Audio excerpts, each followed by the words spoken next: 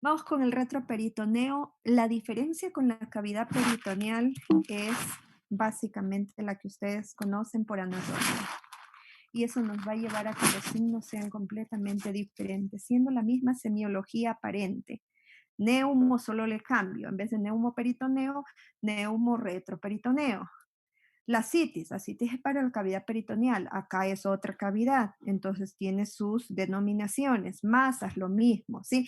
Entonces vamos a aplicar misma semiología en términos generales, pero aplicada al retroperitoneo. Recordatorio anatómico, todo lo que no está pintado corresponde a lo que acabamos de hablar, la cavidad peritoneal, es decir, lo de acá. Pueden coger el esquema que mejor se adapten ustedes. Y ustedes aprendieron que hay básicamente 4 espacios. Diferencia con el peritoneo, estos no están comunicados. Cada uno está por separado. Cavidad pleural, todo está comunicada, pero hay 2. Cavidad peritoneal, hay una y todo está comunicado. Entonces el paciente, yo les decía, tiene una apendicitis, produce un exudado, es escaso el líquido. El paciente se acuesta, se va por las correderas paracólicas y coge acá el Morrison. Acá no puede ocurrir eso. Entonces, ¿por qué? Porque están separados. Acuérdense que los riñones se toman de referencia a la fascia de Gerota, la fascia de Zuckerkan, acá está la hoja posterior del peritoneo, acá está la pared posterior, la región dorsal, y eso nos deja divididos en 4 espacios separados. El espacio perirrenal, que está entre las 2 fascias renales, el espacio pararrenal anterior, entre hoja posterior del peritoneo y Gerota, el espacio pararrenal posterior, este de aquí, delgadito que lo ven, y el espacio del psoas. Ahora, el asunto es, ¿qué causas podemos tener nosotros para que estos espacios se coleccionen? Igual que en cualquier otra fisiopatología. Puede haber un exudado, un trasudado, una hemorragia traumática, coagulopatías, entonces tenemos causas similares. Pero, por ejemplo, un traumatismo renal, sangra el riñón, no tendría, por más posición que adopte el paciente, no tendría que estar de entrada. La colección hemática de aquí no tendría por qué estar en el espacio pararrenal anterior, mucho menos en la cavidad peritoneal. ¿Por qué? Porque hay división entre ellas. Entonces, ese es el principio y el por qué, ya vamos a ver, la gran mayoría, como son por separado y no siempre me ayuda la posición del paciente y un solo estudio, no basta con ponerlo de pie y decir, el gas siempre se va a ir a la parte de arriba, se haya perforado la víscera peritoneal o en este caso retroperitoneal que sea. No, no es así. Entonces, por eso la norma para retroperitoneo casi en toditas las patologías es ir a la TC. Allá terminan casi todas. ¿Por qué? Vamos entonces a irlo explicando. Vamos a coger de ejemplo los procesos inflamatorios que hacen coleccionar por un exudado, por ejemplo. Las itis. Tienen ustedes la pancreatitis, la pielonefritis, pero no aplica para todas. Para eso tenemos que recordar qué vísceras están en cada espacio. En el anterior está el páncreas, duodeno desde la segunda porción, colon ascendente y descendente. Entonces, por ejemplo, una pancreatitis aguda va a hacer que se coleccione el exudado en este espacio y no tendría por qué estar en el riñón, a no ser que sea a veces por vecindad, ya no tiene más espacio y termina afectando al otro, ¿sí? Pero de entrada la colección estaría acá. Tiene una pielonefritis aguda, la misma situación. Se perfora un aneurisma de la aorta, por ejemplo, ya sabemos por dónde va a ir coleccionando. Ahora, el asunto es que en el espacio posterior no hay ninguna víscera. ¿A quién le puedo atribuir la colección? Por vecindad, por ejemplo. Hay un traumatismo, se lesiona la pared posterior, tejido blando, y puede sangrar acá, puede abscedarse aquí, entonces sí hay la posibilidad, aunque no haya ninguna víscera. Igual sucede para el psoas, ¿sí? Con más razón, aquí no hay ninguna víscera. ¿Y qué hay aquí entonces en este espacio? Todo lo que ustedes ven en punteado, como lo ven en la TC. Miren, se ve hipodenso. Todo lo que está aquí en punteado representa la grasa o lo que está, si quieren ustedes, dibujado o pintado en amarillo, que aquí también habría que pintarlo, ¿sí? Entonces, lo que tenemos que saber es qué víscera está en cada espacio para saber orientar la posible causa. Vamos con la valoración imagenológica. ¿Me sirve la radiografía para esto? Y vamos a ver el por qué la mayoría terminan en TC. La radiografía es muy limitada. Porque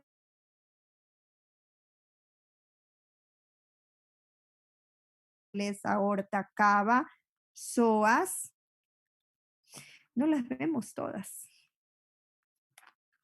Ahí tienen una radiografía absolutamente normal. La norma, si es que estoy por valoración radiológica, es veamos las únicas 3 estructuras que logramos ver de acá. ¿Cuál?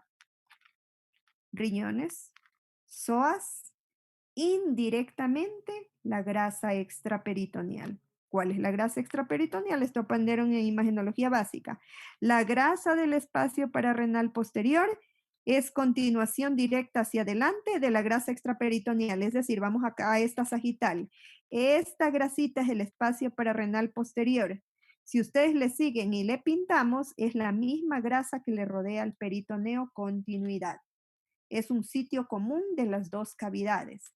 Entonces aquí, esta es la grasa extraperitoneal. Entonces la clave, si solo tengo radiografía, es ver estas 3 estructuras.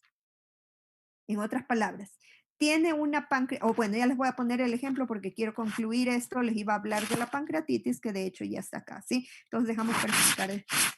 Ahora, ¿pido ecografía para retroperitoneo? Depende. De nuevo, si la valoración es renal, sí me ayuda. Si es pancreática, ayuda. Pero si es de colon, duodeno, no me ayuda. Psoas necesito poner un transductor lineal porque se considera tejido blando. Entonces, como que se limita un poco solo a ciertas vísceras. Entonces, lo ideal es ir a la TC. Y pese que estamos en TC, nadie va a ver esto que está dibujado aquí. Aquí está dibujado, es el esquema de acá, ¿sí? Entonces, a lo que quiero llegar es que ustedes normalmente deben ver grasa rodeando a cada víscera, pero ustedes no tienen la posibilidad de ver dibujadas las hojas peritoneales dividiendo en cavidad peritoneal. Nadie ve la hoja parietal, la hoja visceral del peritoneo, nadie ve hierota, nadie ve Zuckerkamp, no vemos nada. Tesis de muy altísima resolución puede que parcialmente las vean, pero generalmente cuando las vemos es porque están engrosadas, y si están engrosadas es porque tienen algún proceso inflamatorio. Es decir, empiezan a ver lo que visualizan aquí. No, pero la TC es de muy alta resolución y las logro ver, pues vamos a completar signos en caso de que así sea. Por cierto, si ustedes se fijan, páncreas, duodeno, esto de aquí que es yeyuno, esto que es colon transverso, nosotros sabemos que teóricamente aquí está la hoja posterior del peritoneo porque acabo de dividir entre peritoneal y retroperitoneal. Acá está dibujado este que está normal, este que está patológico, solo que está dibujado para que vean mejor, ya les pongo sin dibujo. Por cierto, este paciente tiene una citis. Esto de acá será grasa, pero esto es claramente líquido. Sí, ahí está la grasa, comparo con la grasa líquido, ni necesité medición de densidades Hanfield por la altísima resolución. Entonces, aquí estoy viendo una citis, vamos a ver cómo localizar esto que no se llama citis, sino vamos a decir simplemente colección en, ya no digo ascitis, colección en el espacio y le doy el nombre al espacio, eso es todo. Entonces yo digo colección en el espacio pararrenal anterior, vamos a esa. Pancreatitis. Causas, ya les dije, son las mismas. Exudado, pancreatitis, pielonefritis. Masa purulenta, absceso pancreático, porque está en la víscera, ya no está en la cavidad. Absceso renal, ahí sí me puede servir la ecografía. Yo digo, por ejemplo, el paciente sangra, absceso renal, sí, eso es todo. Ya no cojo una denominación común, sino lo localizo por espacios. Me sirve, vamos a la principal causa para que haya una colección en este espacio de aquí. Generalmente no es atribuible ni a duodenitis ni a colitis. Colitis ulcerativa, vamos a ver, más bien me sirve otro estudio. Entonces, la pancreatitis es la causa más frecuente aquí, sea aguda o sea crónica, que también cronifica. Las pancreatitis van a aprender ustedes en clínica, a lo mejor ya aprendieron en semiología, que hay las edematosas y hay las hemorrágicas, y ahí ayuda también la TC, midiendo ahora sí densidad Hanfield para saber qué tipo es. ¿Por qué la radiografía no me ayuda? Clave. ¿Qué les dije para diagnosticar patología retro? Riñón, psoas y grasa extraperitoneal, y el páncreas no está en ninguno de los espacios. En conclusión, ¿qué tendríamos? Un estudio completamente normal porque dice está conservado. Esto de aquí casi es infrecuente que le desplace al riñón por vecindad. Conclusión, no me ayuda la radiografía, por eso es que no se la pide. Tal vez para lo único que ayudaría es indirectamente para ver si está haciendo un hilio paralítico u obstructivo y nosotros sabemos que en todo proceso inflamatorio hay un hilio paralítico, más no obstructivo. Entonces es hasta esperable el hilio que voy a ver. Por eso es que no se acostumbra a pedir radiografía en pancreatitis aguda. ¿Se pide ecografía? Sí, porque yo al páncreas lo puedo ver, pero ¿cuál es la realidad? No tengo aquí un dibujo completo, pero ustedes saben que aquí delante del páncreas está el estómago. Rodeándole a la cabeza del páncreas está el duodeno, como lo ven aquí. Aquí el estómago le cogió contraído, no lo veo, solo estoy viendo el colon. Estoy viendo, miren, hay yeyuno, por eso era que les tomaba las estructuras en los cortes anatómicos. Entonces, ¿qué pasa si esto está inflamado? Esto es el duodeno. ¿Qué pasa si esto está inflamado? Se paralizan las estructuras empezando por las más cercanas. Se paraliza el estómago, se distiende con gas. Se paraliza el yeyuno, se paraliza el duodeno. Y en consecuencia le pongo el transductor aquí sabiendo que el páncreas sí se ve y el ecografista que les reporta páncreas no valorable por abundante hilio reflejo. ¿Ven? Es algo esperable. Por eso es que a los pacientes con pancreatitis aguda se les pasa casi a todos una sonda nasogástrica. ¿Por qué? Es terapéutica y ayuda al diagnóstico. ¿A qué me refiero? Terapéutica, porque ustedes saben que una sonda nasogástrica sirve también para evacuar del estómago. Entonces ayuda a evacuar el exceso de gas que le provoca tanto dolor al paciente. Imagínense páncreas inflamado y estómago distendido. El doble efecto que le hace el edema y la distensión, hay un déficit de espacio y aumenta el dolor. Entonces es descompresivo y la descompresión de la sonda ayuda también a que el ecografista pueda valorar mejor sin necesidad de tener que ir a la TC. ¿Se dan cuenta? Tiene un doble uso la sonda nasogástrica. Sin embargo, yo les diré por experiencia, me ha pasado. Me ha llegado a ecografía pacientes con pancreatitis aguda que le han pasado sonda y aún el estómago sigue sobredistendido. Y se limita tanto la ecografía que es por eso que en los pacientes con pancreatitis generalmente terminamos pidiendo TC. No a todos. Hay pacientes que sí se ve el páncreas, pese a la patología, sí se ve el páncreas en la ecografía, como que es suficiente la ecografía. Pero créanme, como les digo, que en la gran mayoría, al menos los muy graves, algunos terminan hasta en cuidados intensivos por una pancreatitis, por lo severo que es, y necesitan monitorización constante, que incluso algunos requieren, antes del ingreso a UCI, requieren de una TC. ¿Qué es lo que voy a ver en TC? Nos olvidamos de esto porque es para la radiografía. Recordatorio de lo anatómico por si se pierden. Estos son casos de pancreatitis aguda.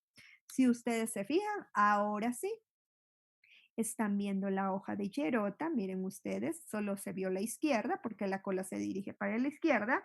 Pudo haberse visto también acá si la colección es mayor. Entonces, ¿yo cómo sé que hay una colección? Porque me van a decir, pero todito es el páncreas y aquí está la C de colección. Bueno, ¿cómo yo sé que está intacto el espacio? No solamente viendo las hojas dibujadas, sino también viendo que la víscera ya no está rodeada de grasa. Aquí, por ejemplo, esto de aquí es peritoneal, esto es peritoneal, como acá, como aquí, ¿sí? el dibujo. Entonces, si ustedes se fijan, cada víscera está rodeada de grasa, de la hipodensidad. Es que los espacios están libres. Entonces, si ustedes se fijan, incluso no se vio completo el páncreas porque por el nivel de corte, la cabeza es más baja que la cola, a no ser que sea oblicuo o que le coja todo. Entonces, si ustedes se fijan, esta es la hoja de Gerota. Como no veo grasa rodeándole al páncreas, asumo que esta es la colección. Ahora, la colección es hemática, es exudado, eso por densidad yo puedo discriminar, que aquí no está medido, ¿sí? Entonces eso me permite discriminar si es una pancreatitis edematosa o es una pancreatitis hemorrágica. Había muy buenos casos para ponerles en presencial, porque es una patología bien frecuente, no nos queda más que acomodarnos con lo virtual. Un corte este de aquí es en hipocondrios bajos, donde todavía le vemos al páncreas, pero por ejemplo este ya es corte de flancos. Ya ni veo el páncreas, pero sigo viendo la colección ocupando y dibujando las fases. Pero miren, por ejemplo, la colección era tan abundante que incluso miren cómo empezó el exudado a infiltrarle al espacio perirrenal por vecindad, más no porque inició ahí. Vamos ahora con el siguiente espacio, el espacio perirrenal. Es más que obvio deducir las posibles causas, ¿sí? Que ya las dije al inicio. De nuevo, ¿tiene sentido pedir la radiografía si yo veo riñón?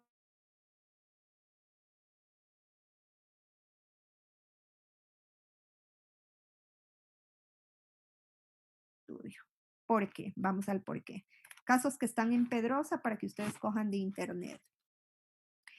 Tres estructuras, riñón, psoas, grasa. ¿Qué le pasa a cada uno de ellos? Dosis se alteran, pero no es 100% específico. ¿A qué me refiero?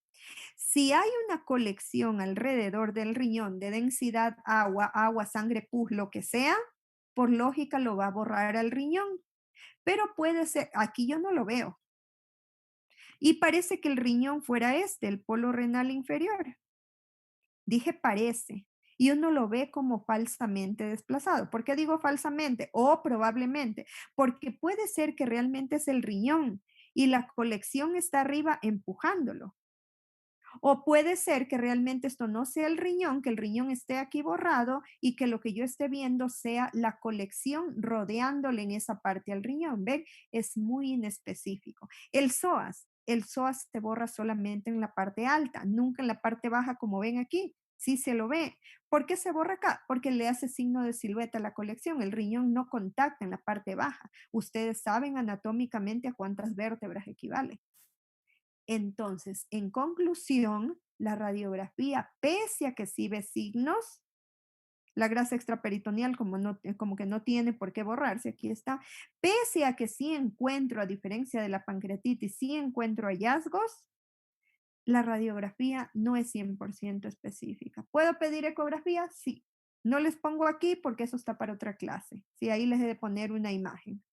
Entonces, lo mejor, de nuevo, caigo en lo mismo, lo mejor que existe para el retroperitoneo es la TC.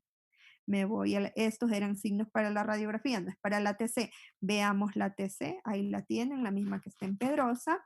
Corte a nivel de flancos, estamos viendo flancos medios más o menos por los psoas.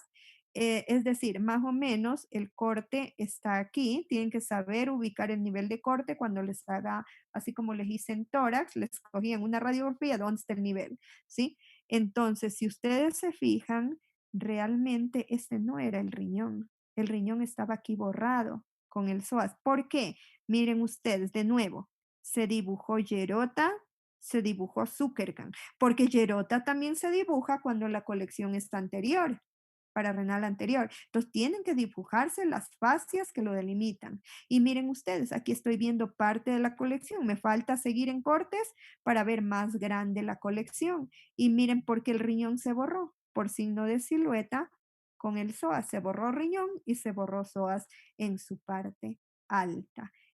Veo el espacio perizquierdo, está normalito. ¿Por qué? Porque estoy viendo bien dibujada su grasa. Aquí su grasa ya está ocupada por la colección. Es exudado, es trasudado, es sangre. Me falta la clínica para yo poder saber cuál es la orientación. Pero de que está en el espacio perirrenal la colección borrándole el riñón, No hay otro diagnóstico, no hay otra orientación. De paso, revisemos también el espacio para anterior a ver si esta de fascia de Gerota no es producto. No, aquí está la corredera paracólica, está intacta porque veo grasa rodeando a cada víscera. Vamos al espacio posterior. De nuevo tengo el problema de la radiografía. A los riñones no les tiene por qué pasar nada, porque acuérdense que los riñones están en otro espacio, aunque están en vecindad. El psoas. El psoas en la parte alta no tiene por qué borrarse. ¿Por qué se borra solo en la parte baja? Por esto de aquí, de una vez veamos la TC. Si ustedes se fijan, esto es de hipocondrios todavía. Este corte está acá arriba, donde apenas empiezo a ver los psoas. ¿Y por qué no se borra en la parte alta y en la parte baja? Aquí, por ejemplo, me confunde. Yo no sé si este es el psoas o este de acá. Empieza a distorsionarse. Miren un psoas normalito. Tiene continuidad. Yo el riñón lo veo a la perfección aquí. Entonces la colección no es perirrenal.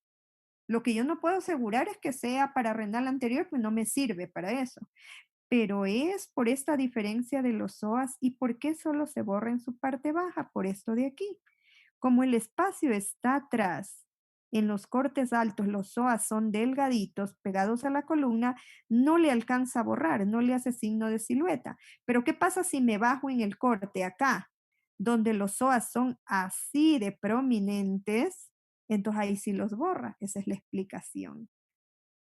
Ahora, ¿cuál es la causa? De nuevo, la clínica. Y yo no sé si este paciente tiene una coagulopatía, si sufrió un accidente de tránsito.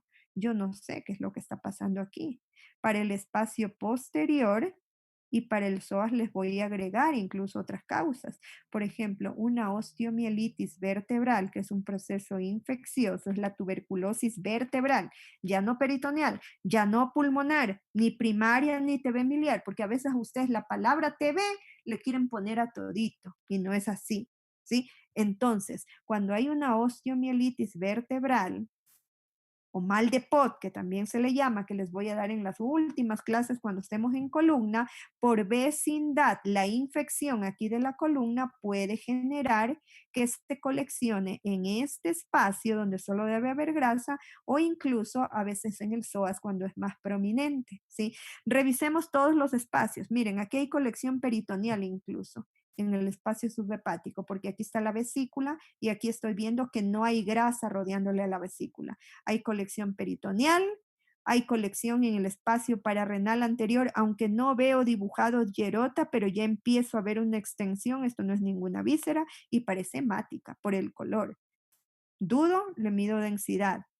Empieza a infiltrarle al espacio perirrenal derecho, aunque todavía no dibuja las bases. Miren como la grasa, como aquí que está intacta, ya no le dibuja, se empieza a infiltrar. Y básicamente hay una colección que parece ser líquida, pus, agua, no sé qué es, me falta la clínica, que está en el espacio pararrenal anterior. ¿Por qué es el mismo paciente? ¿Por qué no se borró la grasa extraperitoneal? Si debería borrarla, porque no alcanzó a infiltrar hacia adelante. Porque lo que veo es el límite entre las dos.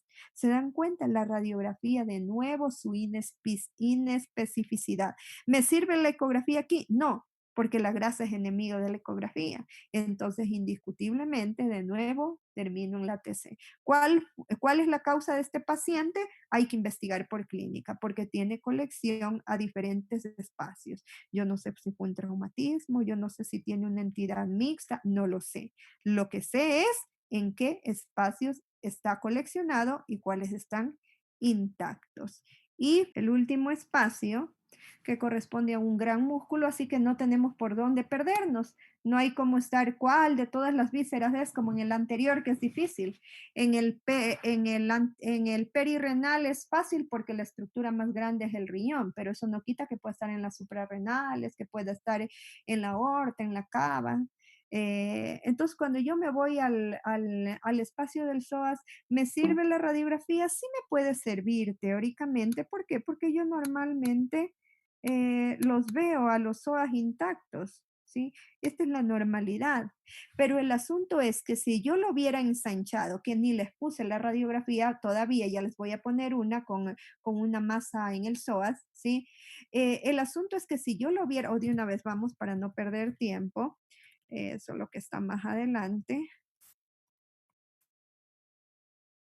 Ya, por ejemplo, no, no es esa. Ya se las he borrado porque no estaba muy buena la imagen, más iban a perder. A lo que me refiero es que si yo viera, por ejemplo, me tocará dibujarles porque les eliminé la imagen. De hecho, es un error pedir radiografía para ver, por ejemplo, un absceso del psoas. ¿Por qué? Porque si yo lo veo, ¿dónde está? Aquí está. Por ejemplo, vamos a suponer que sí lo veo, no está borrado, pero lo veo así, ensanchado. Viene mi duda, ¿qué es esto? ¿Es un quiste? ¿Es un absceso? ¿Es un tumor benigno, maligno? ¿Qué es? Como que no me ayuda. Peor si la clínica no es muy sugestiva. Entonces, realmente para masas la radiografía no es la mejor elección.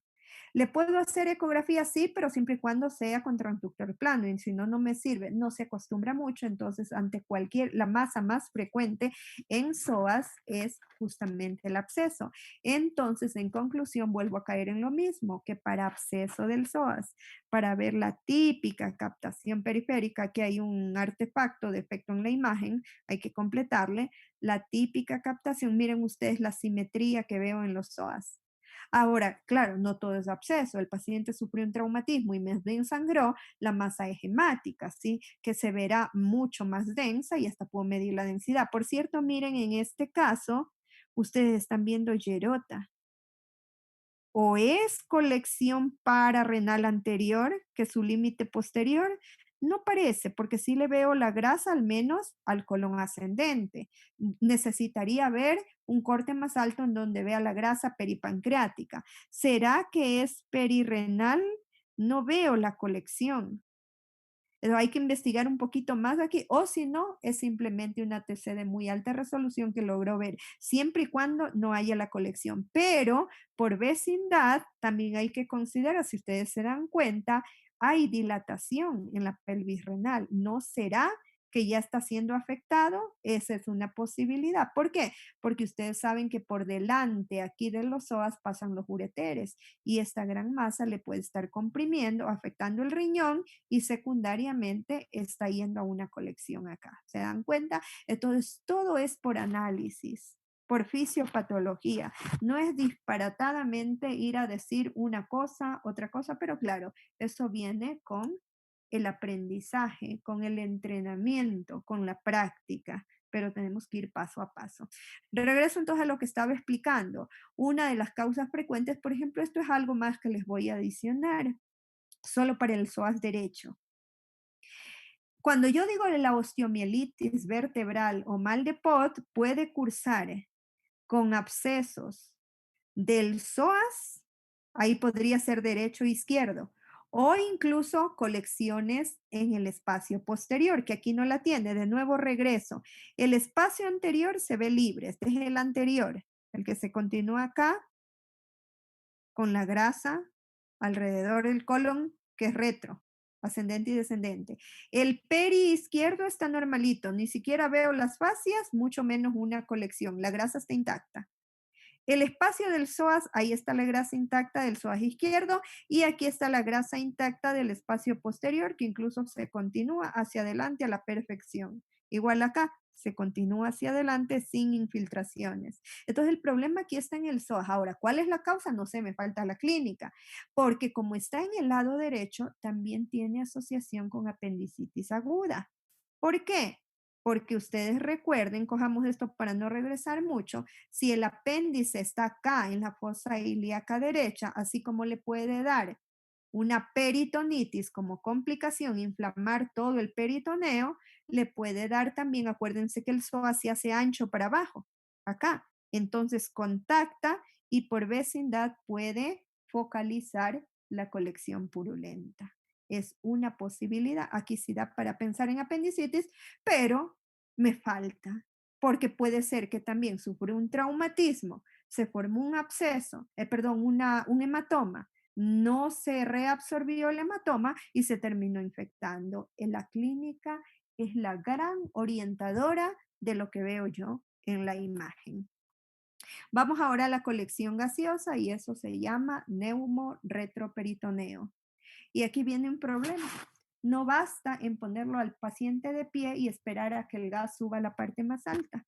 ¿Por qué? En el peritoneo sí, porque todos están comunicados. Se le perforó el estómago y el aire se irá para arriba por la comunicación directa. Para empezar aquí, primero, no todas las vísceras retroperitoneales es como en el peritoneo. No porque se perfore la vesícula, eh, necesariamente tiene que tener aire. No es así, porque no tiene aire la vesícula. Que le entra aire producto de la fístula biliodigestiva es otra cosa. Entonces aquí, si se perforan los riñones, no tiene por qué haber neumorretro, a no ser que haya sido un traumatismo cortopunzante que ingresó gas y llevó al espacio perirrenal. Pero si se perfora el colon ascendente, el descendente, se perfora el duodeno, obvio que va a haber gas. El problema es este, de nuevo en la radiografía, no ayuda. ¿Por qué? Aquí solemos ver el gas rodeándole a la víscera correspondiente. Y mi pregunta es, si se perfora el ascendente o descendente colon, me puedo confundir. Esta transparencia de aquí es la grasa normal extraperitoneal. Miren, el gas ahí está casi igualito. No hay mucha diferencia. Entonces, esto es gas neumorretro, como acá. ¿Esto es grasa extraperitoneal o es gas? La radiografía nos puede crear confusión. En este caso, el estudio está con contraste, se perforó el colon, lo ideal sería con yodo, no con bario, porque podría dar una peritonitis o o una retroperitonitis química, pero por ejemplo, miren, esto no les hemos dado aún, les vamos a dar mañana. Tiene divertículos. Los divertículos se pueden perforar como aquí y miren cómo salió contraste, pero también sale aire que se ve alrededor de la víscera y la radiografía hubiera dudado con esto. Conclusión, de nuevo, TC para retroperitoneo. No ecografía. ¿Por qué? Porque el gas es un enemigo muy, muy descrito de la ecografía. La grasa es enemigo de la ecografía, pero por lo menos hoy en día, con ecógrafos de altísima resolución, se elimina el artefacto de la grasa, lo que no ocurre con el aire. El aire sigue siendo un problema aún para las ecografías de buena calidad técnica y por equipo. Miren en este caso de aquí, este paciente sí tiene signos aquí. Por cierto, miren este psoas. Este psoas está como ensanchado. Parecería que tiene algo y resulta que no era nada. ¿Ven? La radiografía es muy inespecífica, no todos los músculos son tan simétricos. Entonces, acá el asunto es que nos ponen con flechitas rojas indicándonos que esto es gas. Ahora, ¿es gas realmente? ¿O es grasa con una RX de muy alta definición? Aquí me queda la duda, pero aquí no. Y esto no es gas subdiafragmático porque no lo está dibujando el hígado. Aquí está dibujando el espacio perirrenal. Entonces aquí más que esto es esto lo que me orienta. Pero la valoración no es tan buena. Pase a la TC y miren ustedes, es del mismo paciente. Realmente lo que estaba con las flechas rojas era gas. Miren la grasa. Por más que no hayamos medido densidad, miren, la grasa subcutánea está igualita que la grasa perirrenal. Acá estaba intacto y miren que no había nada en el psoas, era solo asimetría anatómica. Y lo que estaban viendo acá es este gas que está extendiéndose por encima del espacio perirrenal. Siempre lo resuelve retroperitoneo, la TC. Masas. Aplica exactamente lo mismo que vimos en peritoneo, lo que vimos en otras regiones anatómicas. Hay que considerar la edad del paciente. Habrán masas que sean comunes para los dos grupos poblacionales. Habrán masas que son más frecuentes. Por ejemplo, ¿qué es un tumor de Wills? Esto aprendieron o están aprendiendo en patología estructural. Este es un tumor de los niños. Yo no voy a ver tumor de Willis en el adulto. ¿Por qué? Porque es un cáncer. Entonces la sobrevida es mala. no llegan a la adultez. Entonces no tiene ninguna lógica. Pero yo cómo sé, por la edad, porque si a mí me rotulan aquí y me dicen hipocondrio derecho, yo sé que este es el riñón, aunque sea la imagen no tan bien definida. Definida hablo porque anatómicamente se ve alterada, de ahí la ecografía es buena. Este es el riñón y aquí estoy viendo una masa y hasta que parece que invade con más masas. Hay una franca masa ahí.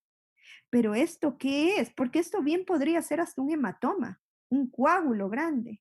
Me falta el antecedente. A mí me dicen, es un paciente pediátrico, ya estoy en una categoría, y me dicen, es un niño que tiene un síndrome neoplásico, yo deduzco que es un tumor de Will, pero faltas confirmar con la biopsia, porque es el llamado nefroblastoma, que es un cáncer de los niños en los riñones. Pero yo no voy a decir si la masa está en me cambio incluso de víscera, está en el hígado, yo no voy a decir tumor de Will, porque tumor de Will es solo para el riñón. Yo no voy a decir aquí hepatocarcinoma, porque esto no es el hígado. Si me cambian y me dicen que esto es un riñón de adulto, le elimino el tumor de Wills y le digo carcinoma de células renales. ¿Se dan cuenta? Entonces, a veces ese es el problema del estudiante, que se aprende de una diapositiva capturada de la clase del profesor y creen que todo va a ser el mismo diagnóstico. Tienen que atender al antecedente clínico que se les da. ¿Qué es el neuroblastoma? Entonces, este es el nefroblastoma. ¿Qué es el neuroblastoma? Aunque diga neuro, ¿sí? Este suele hallarse, y estoy dando prácticamente aquí una clase de patología estructural que a mí no me corresponde, entonces voy más rápido porque no es mi área. Sí, estoy dando solamente ejemplos para que ustedes recuerden que el aprendizaje no termina aquí.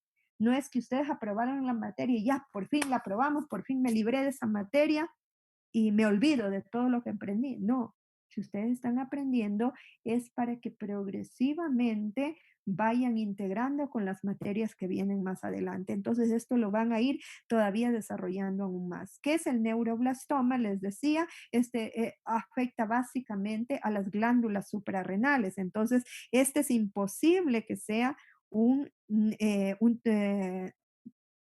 neuroblastoma en el riñón, tendría que estar acá en el polo superior, ¿sí? El neuroblastoma. Se ve más en los niños, aunque también podrían verse acá, ¿sí? El teratoma es más frecuente, en cambio, este es benigno, es también frecuente en los niños, pero como es benigno, no muere el paciente, también se podría ver en el adulto, pero generalmente en el niño ya le da sintomatología. Por ejemplo, este de aquí, por las características, parece ser un teratoma, parece. ¿Por qué digo? Porque falta confirmar. Todos estos tienen que ser confirmados por biopsia. Y yo por edad, por característica radiológica, por epidemiología, grupos etarios, yo puedo decir, esta es la probabilidad. Los teratomas, ustedes saben por patología estructural que son tumores derivados de las tres capas germinales. Entonces son tumores generalmente que tienen componente quístico como aquí, que pueden tener componentes de grasa, de tejidos blandos y lo que les caracteriza también es tener calcificaciones, dientes, pelo, uñas, diferentes componentes que se han visto, se ven mucho como crecen tanto siendo benignos, provocan sintomatología y por eso se diagnostican más frecuentemente en la edad pediátrica. Los linfomas sí es un tumor común a los dos grupos, sí se ha visto mucho linfomas, como el que les mostré hace rato, el de Hodgkin, no solo hay para el peritoneo, también hay para el retroperitoneo, ¿sí? Ahora, por ejemplo, metástasis. Las metástasis son más frecuentes en el adulto que en el niño por la frecuencia de los cánceres.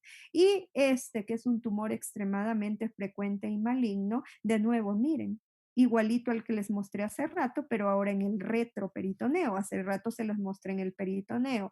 Una masa que capta también en el interior, no creo que sea absceso, porque el absceso solo capta acá y suele tener gas. Tiene grasa, parece ser grasa. Si dudo, le mido la densidad porque está un poquito más baja. Aquí sí, ¿sí? Aquí sí se ve casi del mismo color que la grasa. Entonces uno suele decir compatible con liposarcoma retroperitoneal. ¿Pero qué falta? La biopsia. Biopsia acá, biopsia acá. Esto como los más frecuentes. Las calcificaciones me estoy saltando. Peritoneo, ¿por qué? Porque la litiasis biliar se las damos con ecografía. La litiasis renal también con ecografía. Por ese motivo me salté cuando estaban en la semiología.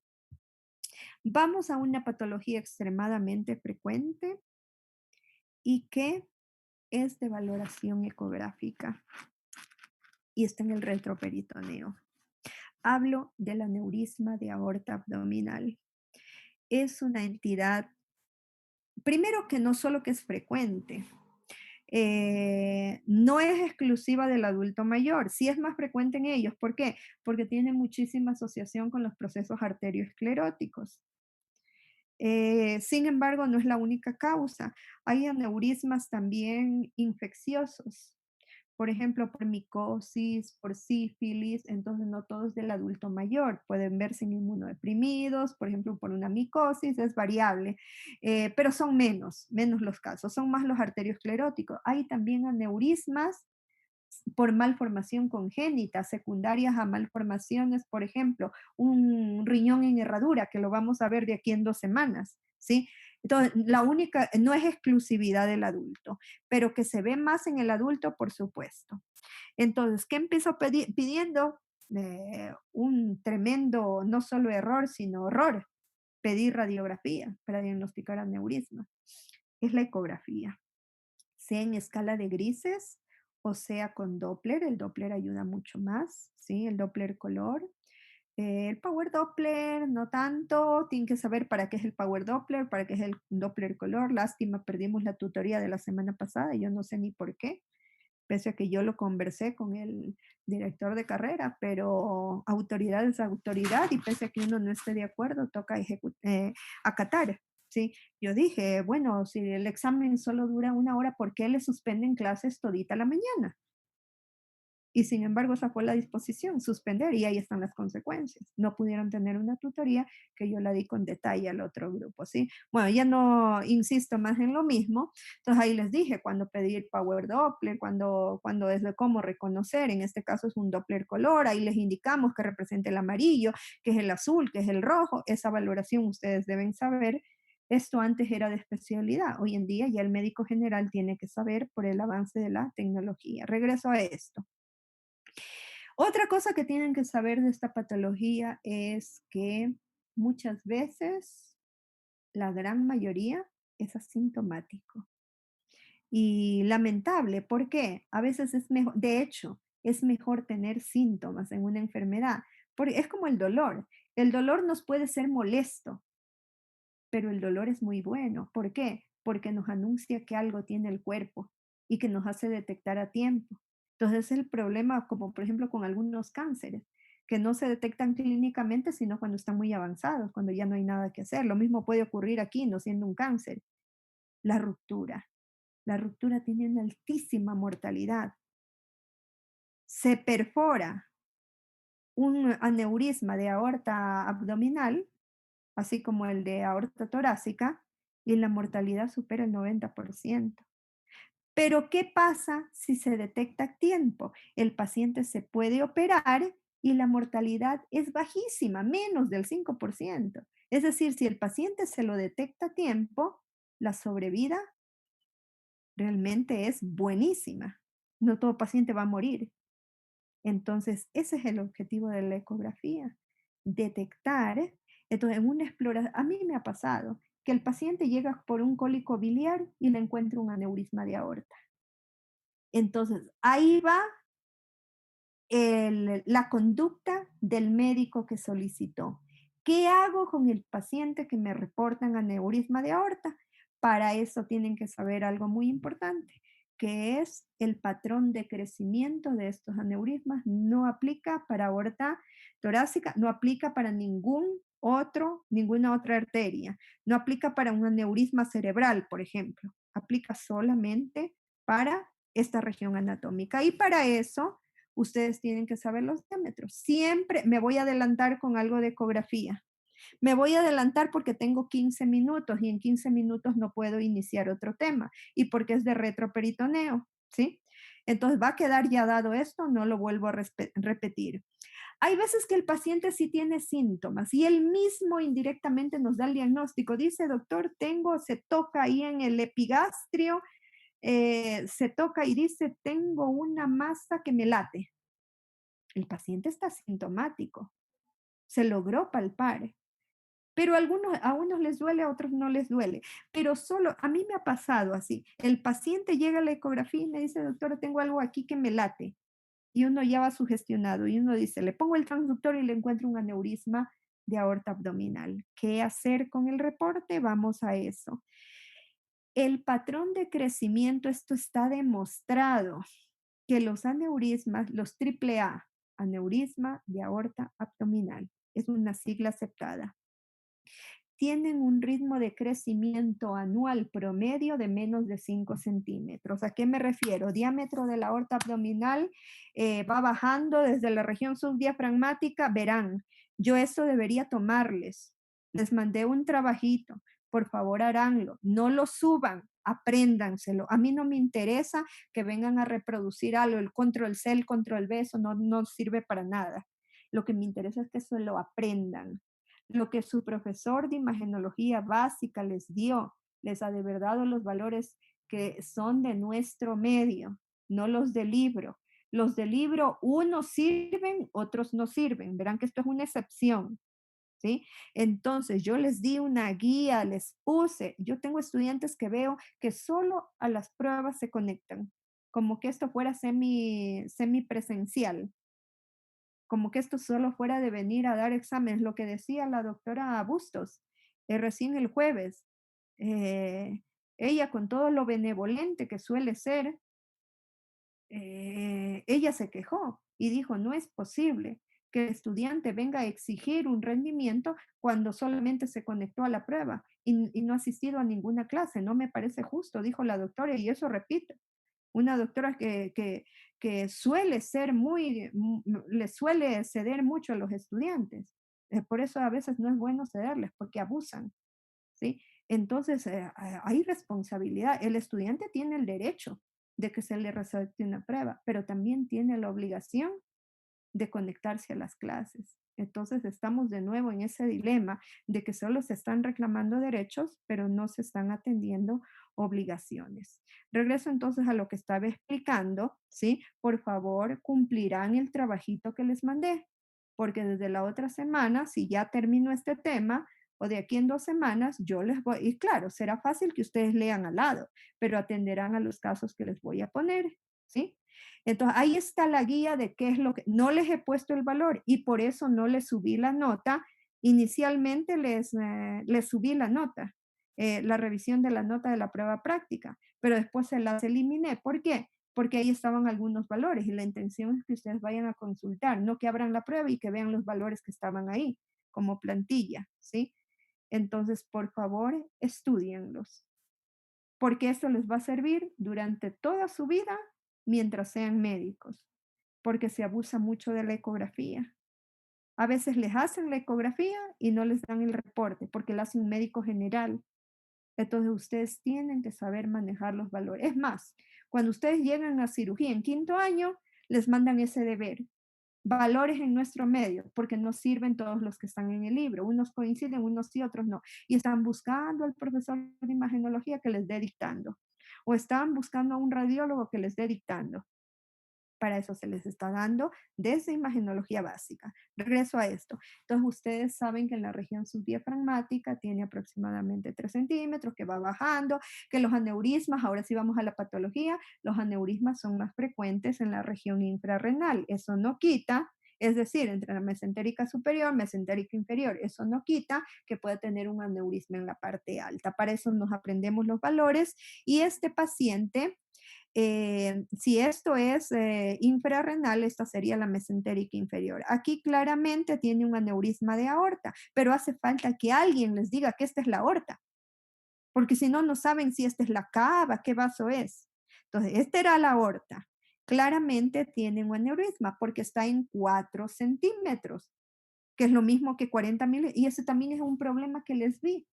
Es un problema que les vi en la prueba, en la evaluación diagnóstica, que por cierto, algunos, de nuevo, obligaciones de los estudiantes. Ustedes tienen la obligación de cumplir lo que el profesor, las actividades que el profesor les planifica. Ustedes no es que si quieren, dan. Yo quiero, la doy. No quiero, no la doy. ¿Ven? Son estudiantes de derechos, pero no de obligaciones. Exigieron que fuera de reglamento que se les modifique la nota, pero no están, como no les va la nota de la evaluación diagnóstica, algunos bien, gracias, bueno, va a tener repercusiones eso, porque no están cumpliendo todos los deberes, ¿sí? Entonces después no reclamarán por qué se les bajó puntos. Unos que justificaron, no sé si será cierto la justificación, no sé, pero por lo menos se tomaron el trabajo de justificar a tiempo, en el tiempo reglamentario. Los que no justificaron y no dieron, repercutirá, chicos, en notas, ¿sí? Porque son estudiantes de deberes y era una actividad planificada.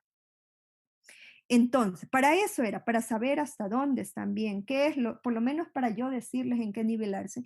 Y veo que hay estudiantes que ni siquiera saben convertir de milímetros a centímetros o a la inversa. Les escribí claramente, plantéala en tal denominación. Y veo que por algo yo les puse así, para ver si saben hacer la conversión. Les pedí, no me acuerdo si les puse en milímetros o en centímetros, a veces les cambio pidiéndoles ejemplo, en centímetros lo ponen en milímetros. Bueno, si yo les digo ponga el valor normal, pueden poner en el que sea, pero ¿y qué importancia tiene eso? Vamos a ver en próstata. En próstata, si lo hacen en milímetros, no les sirve, les da otro valor. Después lo entenderemos por qué. La fórmula elipsoide que también les pedí, eso les dieron en imagenología básica. Si no les dieron, la consultan, está en el libro. Es para calcular un peso, por ejemplo. Regreso a esto. Entonces, este tiene 4 centímetros o 40.4 milímetros, que es prácticamente lo mismo. ¿Qué hacer? Este paciente tiene aneurisma de aorta abdominal.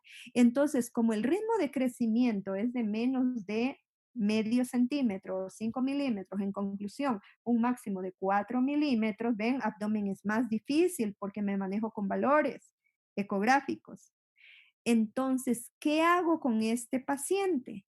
Depende el diámetro. Si yo le encuentro 5 centímetros, es urgencia quirúrgica, porque está demostrado que los de más de 5 centímetros se rompen. Entonces, ¿qué quiere decir? La mortalidad es superior al 90%. Pero ¿qué pasa en este caso que no llegó a los 5 centímetros? Le hago controles ecográficos hasta que el paciente pueda resolver el asunto de la cirugía, porque ustedes saben que no basta decirle, opérese. A veces el paciente no tiene seguro que le cubra, no tiene el dinero, tiene que pedir consultar con la familia o vive en un sitio alejado donde no hay hospital de especialidad y tiene que movilizarse a la ciudad. Entonces, el paciente es un mundo cada uno. Nosotros no podemos decir, hágase esto y ya. Hay que analizar una serie de cosas. Entonces, ¿qué hacer? Podemos seguir hasta que el paciente, porque todos los aneurismas deben ser operados, o de manera cruenta con la cirugía abierta, o con la alternativa que ustedes conocen vía catéter de Seldinger, la colocación de stents, los coils que aún no les he dado, que esos les doy en encéfalo. Es decir, intervencionismo. Para eso previamente se hace controles. Entonces, mientras más pequeño sea el aneurisma, yo puedo espaciar los controles por obvias razones. Mientras más grande sea el aneurisma y se aproxime, como en este caso, ya está a 1 centímetro. Quiere decir que con 2 años o menos de 2 años, este paciente puede, si no se hace ningún tratamiento, se le va a perforar pues en 4 centímetros, menos de medio, en 2 años prácticamente ya fin paciente. Pero ¿qué pasa si este paciente estando en 4 centímetros ya decide hacerse la cirugía o decide ponerse el stent? Se acabó la mortalidad, mucha mala suerte para que fallezca. ¿Ven? Esa es la importancia. Entonces, por ejemplo, me dicen el aneurisma mide 3.2 centímetros o 32 milímetros. Yo a ese paciente le tengo que decir, a usted tiene tal patología, usted va a necesitar algún rato operarse o hacerse un procedimiento especial por las arterias porque ese aneurisma va a seguir creciendo y puede comprometer la vida. Entonces, ¿a qué tiempo le llamo? Está entre 5. Yo lo puedo llamar perfectamente en 6 meses, porque en 6 meses no va a crecer ni 2 milímetros, si el tope es 4 en el año. Y a veces pasa que el paciente se olvidó, no me vino a los 6 meses, me vino al año.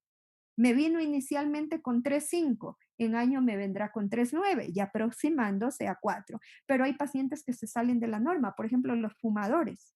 Fumadores hacen que ese ritmo de crecimiento sea más rápido. Son una serie de cosas que yo tengo que considerar para saber cuándo acortar los controles, cuándo prolongarlos. Ya tiene varios controles y ese es el problema de los pacientes, que se mal acostumbran a los controles. Llega un momento en que uno le encuentra 5,5 y uno dice, usted tiene que operarse ya, sin perder el tiempo.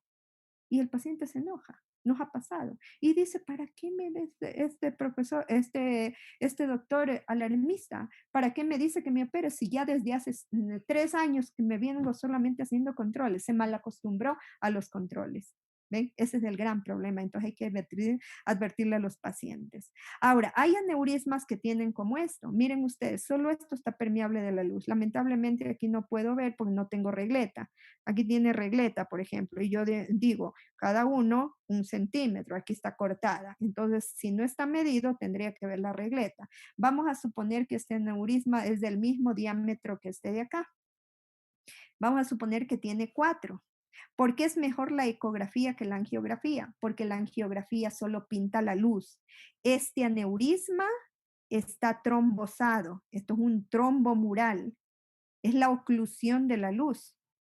Entonces, ¿qué hubiera pasado si le hago angiografía? Me hubiera dado una falsa estenosis porque pinta solo la luz. El contraste no se puede ir más allá. Yo le puedo poner hasta Doppler color, esto no es aorta abdominal, esto solo era un recordatorio del Doppler color, que aquí no hay tiempo de analizarlo. Me sirve para ver incluso turbulencias, flujos retrógrados. Me sirve, claro, dibuja mejor que esto de acá. Sin embargo, sí se puede ver en escala de grises. Miren ustedes, si a este le hubiera hecho angiografía, solo hubiera pintado esto. Y miren que más de la mitad del vaso es el trombo.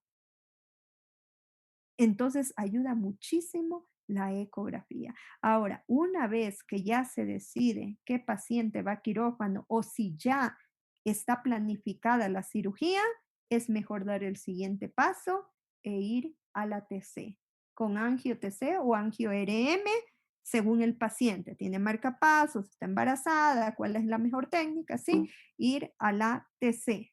¿Por qué a la TC? Porque la TC me permite la valoración, ahora sí, de todita la estructura vascular para ver hasta dónde mismo se extiende y que sepa el intervencionista, ya casi no se hacen cirugías abiertas, la mayoría son por intervencionismo. Entonces, este de aquí va por cortes y no les permite tener una reconstrucción tridimensional, esto solo va midiendo. Entonces, ya cuando se planifica la cirugía, es mejor pedir esto. Ahí está el preoperatorio, visto las áreas aneurismáticas. Este está por romperse, debe estar en más de 5. Y aquí ya está el control postquirúrgico intervencionista. Le han puesto 3 stents considerando toda la extensión.